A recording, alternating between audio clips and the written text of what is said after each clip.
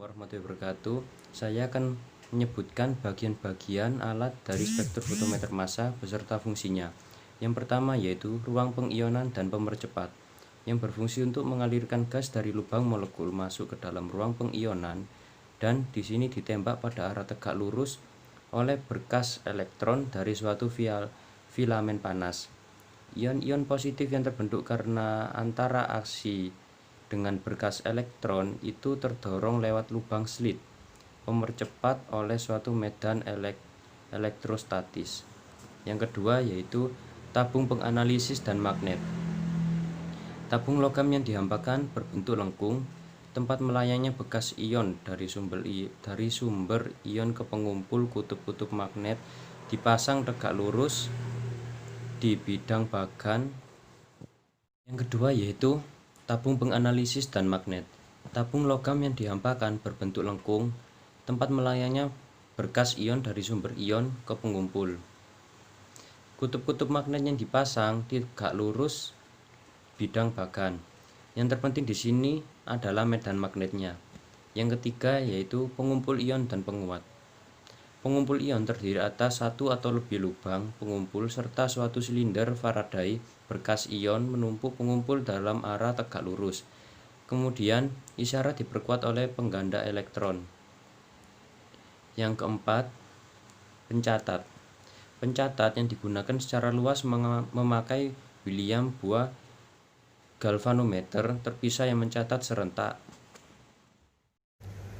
Prinsip kerja spektrofotometri massa yaitu memanfaatkan proses ionisasi dan pembelokan elektron yang terdiri dari 4 tahapan, yaitu proses ionisasi, akselerasi, defleksi, dan deteksi.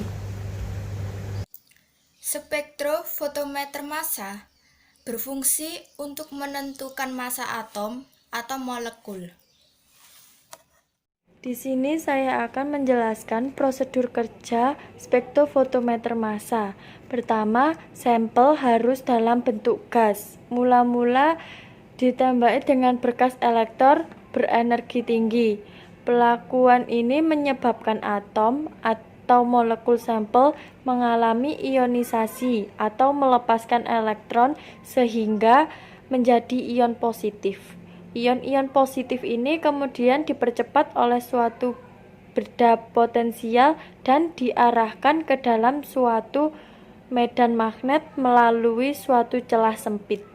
Dalam medan magnet, ion-ion tersebut akan mengalami pembelokan yang bergantung pada kuat medan listrik yang mempercepat aliran ion. Makin besar potensial listrik yang digunakan, makin besar kecepatan ion dan makin kecil pembelokan.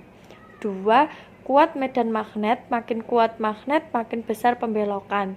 3. Massa partikel atau ion, makin besar massa partikel, maka makin kecil pembelokannya. 4. Muatan partikel, makin besar muatan, makin besar pembelokan.